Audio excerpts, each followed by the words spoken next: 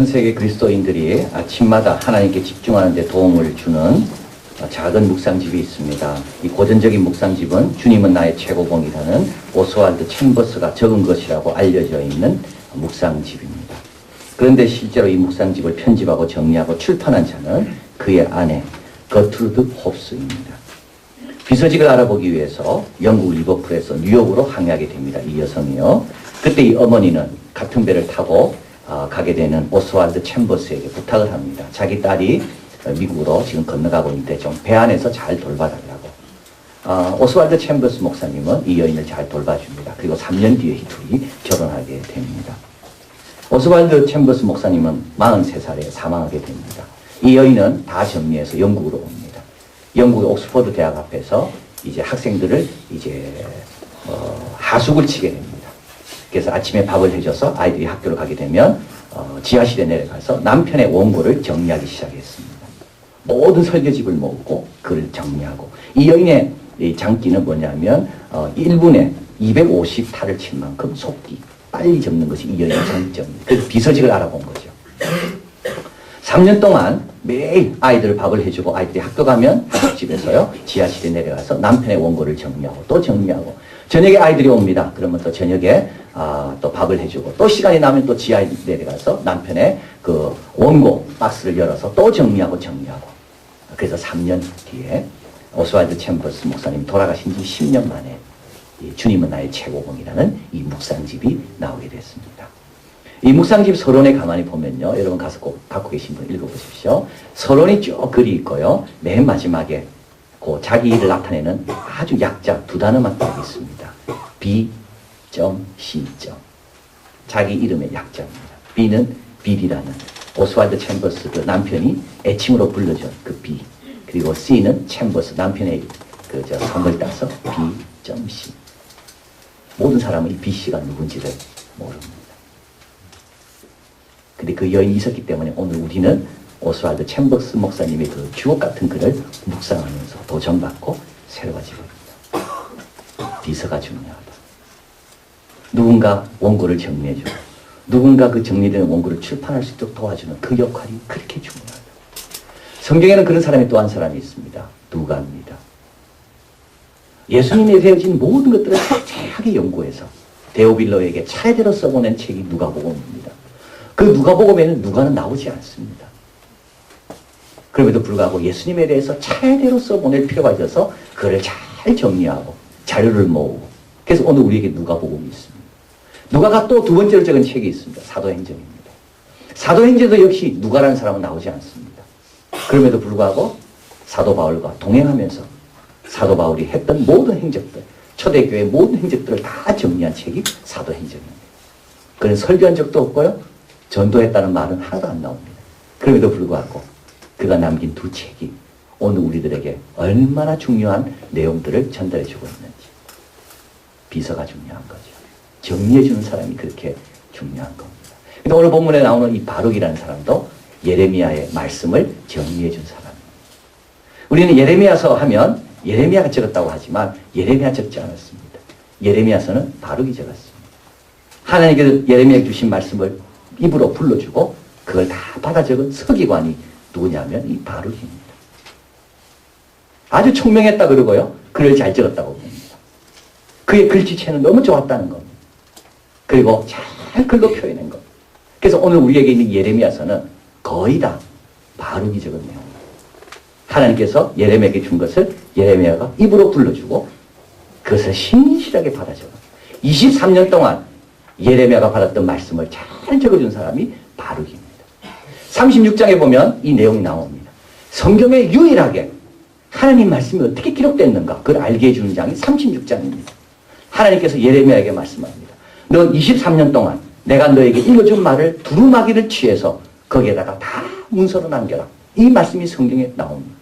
그래서 처음에는 하나님께서 말씀을 주셨고 입으로 말했던 것을 기록으로 남기는 과정을 알게 해주는 유일한 장이 36장입니다. 거기에 누가 있는가 하면 바룩이 있는 겁니다. 그런데 이 일이 그렇게 쉬울까요? 쉽지 않습니다. 바룩이 처음에 받아 적을 때는요, 막 흥분했습니다. 하나님의 말씀을 받아 적으니까 얼마나 좋겠습니까? 그리고 막 기대했을 거예요. 이 말씀을 적으면 이 말씀 읽는 사람마다 다 변화될 것이다. 이때가 언제냐면 요아김 제4년이라고 말합니다. 이때는요 역사의 대변화가 일어나고 있는 때입니다. 아시리아는 이미 멸망했고 애굽은 바벨론에 의해서 갈그미스 전투에서 크게 패하게 됩니다. 이러면서 세계 역사의 판도가 바뀌게 됩니다. 바벨론의 역사로 바뀌게 되는 거죠. 이 중요한 역사적인 시점에서 하나님께서 기록하라 하니까 바룩이 이 정말 이 기록물은 엄청난 능력이 있겠다. 열심히 적은 거예요. 그런데 이게 어떻게 되나요? 여호와김에 의해서 면도칼로 하나씩 하나씩 오려지게 되고 화롯불에 들어가서 다 사라지게 됩니다. 자, 여러분 하나님 말씀이 이렇습니다. 전하면 다 돌아올 것 같지만 아무리 전해도 한 명도 회개하지 않는 경우도 있습니다. 예레미야도 그랬습니다. 예루살렘 성을 쳐서 예언할 때 예루살렘 성에 있는 사람이 다 회개할 줄 알았습니다. 그런데 오히려 예레미야만 혼자 남게 됩니다. 이게 하나님 말씀이에요. 바룩이 크게 신나고 흥분 가운데 일했는데 큰 좌절을 겪는 겁니다. 하나님이 살아계신가? 근데 하나님이 또 적으라 그래요. 또 적으라 그래요. 바룩은 또 적습니다. 두 번째는 어떻게 적을까요? 흥분 없이 적는 겁니다. 자신감이 없는 거예요, 이제는. 이거 또 어떻게 될 건가? 이때 하나님께서 주신 말씀이 오늘 45장의 내용입니다. 오늘 45장은 그 배경을 하고 있습니다. 그래서 바룩이 뭐라 이야기합니까? 45장 3절 같이 읽어볼까요? 내가 일찍 말하기를 슬프다. 여호와께서 나의 고통에 슬픔을 더하셨으니 나는 나의 탄식으로 피곤하여 평안치 못하도다 하는도다. 적습니다. 마음에 평안이 없어요. 하나님이 하라고 해서 순종은 하지만 기쁨이 없어요. 흥분이 없어요. 왜냐하면 크게 실패한 적이 있거든요. 어제 말씀드렸습니다. 천국은 위로부터 닫히는 게 아니라 천국은 밑으로부터 닫힌다. 천국은 항상 위에는 열려 있는데 밑에서 닫기 때문에 천국을 경험하지 못한다. 바룩은 지금 천국을 닫으려고 하는 것. 위에는 열려 있는데 자기가 다 너무 실망해서. 이걸 가르쳐서 우리는 신참병이라 그럽니다. 신참들은요, 신앙의 신참인들은요, 항상 이런 벽에 오면 무너집니다. 이게 신앙의 신참입니다. 원래 하나님이 일하는 게 이렇게 간단하지가 않습니다. 하나님이 누굴 시험하시나요? 바룩을 시험하시는 거예요. 신참인들은 항상 하나님 뜻대로 살면 형통하고 잘되고 성공하고, 물론 성공할 때도 있고 형통할 때도 있습니다. 그러나 형통이라는 게 내가 생각한 형통하고 다릅니다.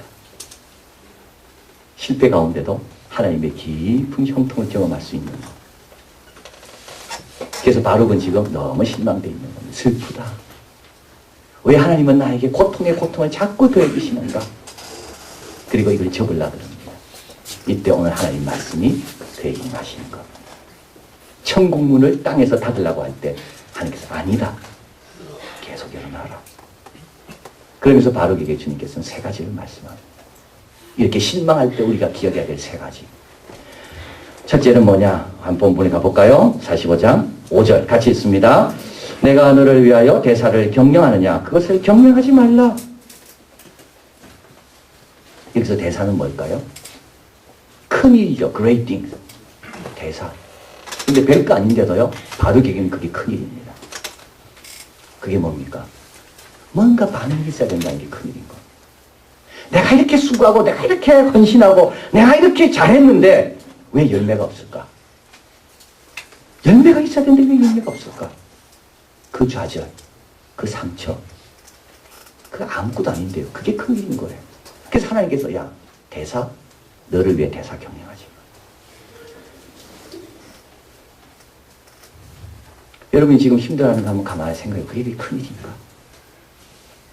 그게 큰일인가? 그게 그만큼 중요한 일인가? 내한테는 크게 보이지만 하나님한테는 그게 큰일인가? 바르고 인정받고 칭찬받고 자기 작품이 많은 사람이 읽혀지고 그래 될 줄 알아. 그게 자기에게는 큰 일이었습니다. 하나님 말씀합니다. 일단 그것부터 적어라. 그리고 어떻게 하라고요? 그 뒤에 한번 가볼까요? 보라, 같이 있습니다. 보라, 내가 모든 육체의 재앙을 내리리라. 그러나 너의 가는 모든 곳에서는 내가 너로 생명 걷기를 노량물 얻는 것 같게 하리라. 하나님께서 뭘 기억하기 원하십니까? 너에게 최고의 선물은 네가 생각하는 그 일이 아니라 네 생명이다. 네가 살아있다는 것이 최고의 선물이다. 네 아프지? 힘들지? 그건 네가 살아있다는 증거다. 아플 때마다 아픈 거 말하기 전에 먼저 내가 살아있네요, 하나님. 나의 살아있음에 감사해라. 노약물 얻는 거란 말은 뭡니까? 생명 자체가 기적이라는 겁니다. 우리가 이곳에 앉아있는 이 호흡한다는 이 자체가 기적이라는 겁니다. 지금도 많은 사람들이 병원에 가 있고 아파 있고 교통사고로 돌아가시고 그런데도 우리가 이곳에 살아있다는 게 기적이라는 거예요. 이게 전쟁에서 노량물 얻는 것처럼 하나님께서 보호하고 지켜주셨기 때문에 이 자리에 있다는 겁니다. 근데 우리는 생명을 너무 단순하게 여깁니다. 간단하게 여겨요. 생명을 당연하게 여겨요. 아플 때 먼저 뭐 하라고요? 오, 내가 살아있구나. 힘들 때, 오, 내가 살아있기 때문에 이걸 느끼는구나. 외로울 때, 아, 외로움이라는 게 이런 거구나. 존 위클리프라는 영국의 종교개혁의 샛별이라고 말합니다. 종교개혁을 일으키도록 종교개혁자들에게 별처럼 여겨진 사람, 존 위클리프입니다. 1381년입니다. 1381년. 그는 이제 거의 죽게 되었습니다. 한 시골 마을에서 거의 죽게 된 거예요. 원래 그는 옥스퍼드 출신입니다. 수학을 전공하고 똑똑했습니다. 네, 신학을 해서 궁정의 사제로 임명받기, 에드워드 3세가 그를 궁정의 사제로 임명할 정도로 모든 걸 갖춘 사람이에요. 그런데 그가 성경 말씀을 연구하면 연구할수록 너무 교회가 부패했다는 걸 알게 됩니다. 그리고 하나님 말씀에 기초해야지 말씀을 모르면 안 된다. 성경을 백성들에게 줘야 된다. 그것 때문에 쫓겨나게 됐어요. 시골 마을에 갑니다. 아무 낙이 없습니다. 대사를 경영했거든요. 근데 그게 다 좌절돼요. 그래서 이제 얼마 못 살 것 같은 생각으로 정말 죽어가는 모습으로 그때 하나님 말씀을 듣게 됩니다. 시편에 있는 말씀, 내가 살아서 하나님의 선하심을 선포하리라. 그리고 3년 동안 라틴어 성경을 영어로 번역하게 됩니다. 그리고 3년 뒤에 그는 죽습니다. 그러나 그가 이 라틴어에서 영어를 번역한 것 때문에 루터는 독일어로 성경을 번역하게 되고 체코도 야한 후스에서 종교개혁이 일어나게 되고 여러분 살아있는 것이 제일 큰 축복입니다.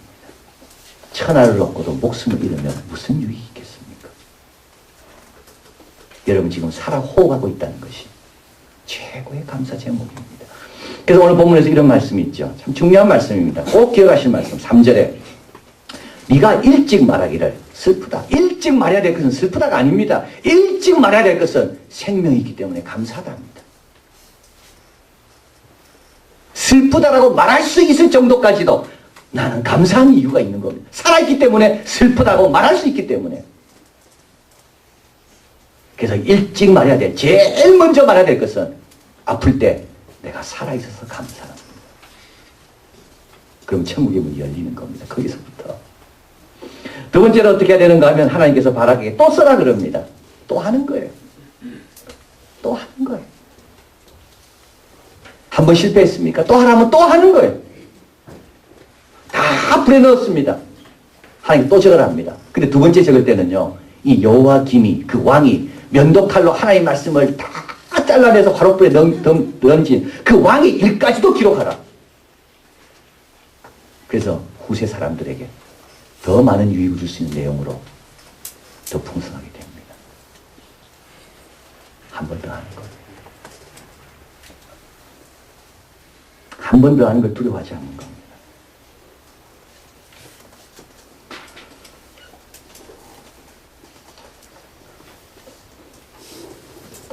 이기적 진실이라는 책이 있습니다. 이기적 진실. 우리는 진실을 찾을 때 이기적으로 찾는다는 말입니다. 모두를 위한 참된 진실을 찾지 않고요. 이기적으로 진실을 찾는다는 겁니다. 이 책은 어떤 내용이냐면 오늘 소셜 네트워크 이런 매체가 아주 발달되어 있습니다. 이런 매체가 발달되어 있기 때문에 사람들은 오히려 보편적인 신뢰를 가질까? 매체 발달이 우리로 하여금 의사소통을 자유롭게 만들었는데 이것이 서로를 이해하고 참된 진리를 발견하도록 우리를 인도할까? 그걸 연구한 책입니다. 그렇지 않다는 거예요. 거꾸로라는 거예요. 선택할 것이 많을수록 우리는 뭘 선택하는가 하면 자기가 생각하고 있는 것을 주로 선택한다는 거예요. 그래서 선택할 것이 많기 때문에 내가 보편적으로 되는 게 아니라 오히려 내 편향과 내 확신을 공고히 하는 쪽으로 갈 수밖에 없다는 겁니다. 그래서 사회는 점점점 의사소통이 어려워지는 사회로 간다는 거예요. 왜냐하면 인간은 선택적으로 노출시키기 때문에. 그래서 여행사를 선택하는 문제도 나옵니다. 그래서 미국 이야기가 나오는데요. 여행사, 어느 여행사를 선택할까? 그런데 민주당 사람들은 폭스 방송을 주로 본답니다. 폭스 방송에 나오는 여행사를 주로 선택한대. 공화당 사람들은 주로 ABC, MBC를 보기 때문에 MBC에 광고 낸 여행사를 주로 선택한대. 여행사는 정치적 성향과 아무 상관없습니다. 그럼에도 불구하고 어디 쪽으로 한쪽으로 가 있으면 거기 나와 있는 여행사를 선택한다. 선택적 노출이라는 거. 그래서 우리가 서로 더 신뢰하기보다는 서로도 골이 더 깊어진다는 거. 선택적 노출. 맞죠, 여러분? 여러분 뭘 선택할 때 여러분 성향에 맞는 걸 선택하지 보편적인 선택합니까? 그렇지 않습니다.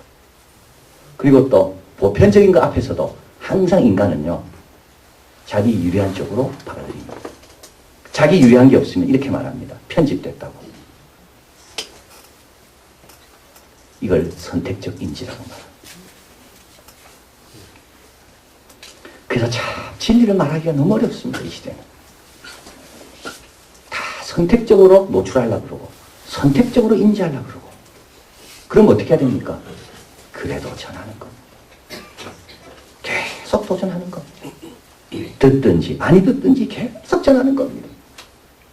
거짓 선지자들이 외치는 평강을 자꾸 외쳐서 사람들이 그쪽으로 다 간다 할지라도 하나님은 예레미야와 에스겔을 통하여 재앙을 선포하게 하십니다. 계속 전하는 거예요. 듣는 사람 한 명도 없어도 계속 전하는 거예요. 키에르케고르가 한 유명한 말이 있습니다. 같이 한번 볼까요? 같이 읽어봅니다. 도전하는 것은 잠깐 발판을 잃어버린 것이다. 도전하지 않는 것은 우리 자신을 잃어버리는 것이다. 도전하는 것은 잠깐 발판을 잃어버리고 거기서 떠나야 되기 때문에 거기서 뛰어야 되기 때문에 그러나 도전하지 그게 두려워서 발판 잃어버릴까 봐 두려워서 도전하지 않는 것은 그건 뭡니까? 우리 자신을 잃어버리는 것이다. 다시 시도하는 사람은 어떤 사람입니까? 하나님의 전능하심을 믿는 사람입니다. 또 도전하는 사람은 어떤 사람입니까? 하나님이 다 죄로 만들었지만 그것도 하나님의 섭리가 있음을 믿고 또 일어나는 사람은 어떤 사람인가요? 섭리신앙을 가진 사람인 겁니다. 천국의 문은 누구에게 닫히지 않습니까? 이런 사람에게는 천국의 문은 절대 안 닫힙니다. 부활신앙을 믿고 섭리신앙을 믿고 아무리 사람이 선택적으로 노출되려고 그러고 선택적으로 인지한다 할지라도 하나님의 하라고 하면 계속 하는 거예요. 그런 사람은 천국의 문을 계속 열어둔다. 마지막으로 바룩이 어떻게 해서 천국의 문을 달뻔하다가 다시 버티게 됩니까? 하나님 말씀을 들어서. 누굴 통해서요? 예레미야를 통해서. 오늘 본문 한번 가보겠습니다. 45장 2절 같이 읽어볼까요? 바룩아 이스라엘의 하나님 여호와께서 내게 이같이 말씀하시되 내가 일찍 말하기를 슬프다. 여호와께서 나의 고통의 슬픔을 더하셨으니 쭉 말이 나오죠. 바룩이 이 말을 듣습니다. 누굴 통해 듣나요? 본인이 직접 듣나요? 누굴 통해 듣나요? 예레미야를 통해 듣는 겁니다.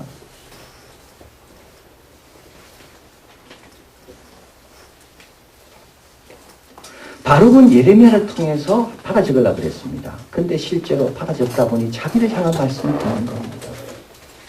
바룩이 이렇게 또 일어날 수 있었던 이유는 바룩이 대사를 포기할 수 있었던 이유는 과학이 뛰어나서가 아니라 하나님 말씀의 지도를 자꾸 받다 보니까 감당할 수 있게 된 겁니다. 말씀의 인도를 계속 받아야 되는 겁니다. 그래야지 내가 버려야 될 게 뭔지도 알게 되고 내가 용기를 내서 다시 일어날 것이 뭔지도 알게 되고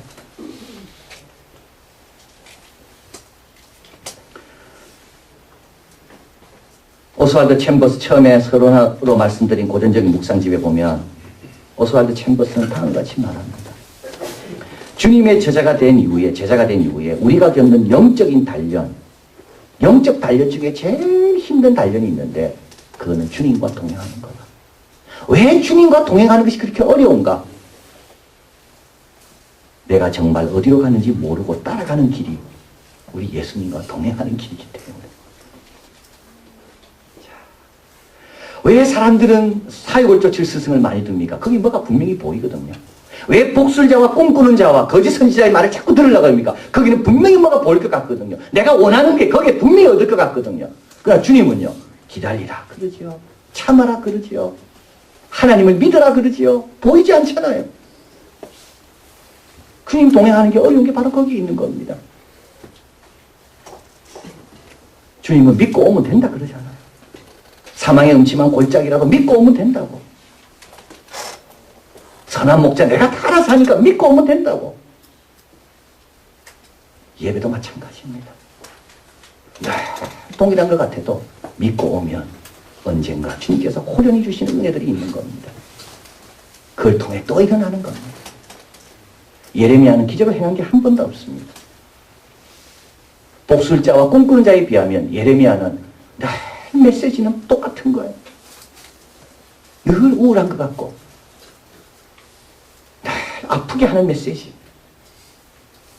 그런데 예레미야를 통하여 주님께서 말씀하는 것을 들어야 됩니다. 왜냐하면 그들은 내가 보내지 아니하고 예레미야는 내가 보냈기 때문에.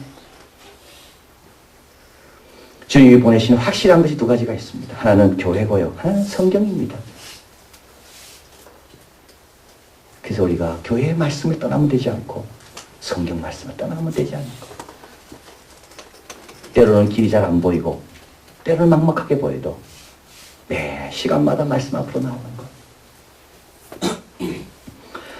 바룩은 예레미야를 떠나지 않습니다. 아나도 밭을 사라 할 때, 그때 밭을 살 때 예레미야는 감옥에 갇혔습니다. 시위대들에 갇혔을 때 그때부터 바룩은 예레미야와 동행하기 시작해서 예루살렘 성전이 다 멸망하고 예레미야가 애굽으로 내려갈 때 그때 바룩은 끝까지 같이 가고 예레미야는 거기서 죽었다고 봅니다. 그리고 바룩은 나중에 바벨론으로 가서 거기에서 말씀을 다시 잘 정리해서 예레미야서가 완성되게 되었다. 처음 시작한 거 얼마나 좋습니까? 끝까지 가는 거 쉽지 않습니다. 근데 방법은 있습니다. 대사를 자꾸 포기하는 거. 그리고 하나님이 하라고 하면 또 하는 거예요. 말씀의 자리에서 떠나지 않는 겁니다. 그러면 하나님께서 우리를 통하여 계획하신 평안과 소망의 사람이 다 될 줄 믿습니다. 기도하겠습니다.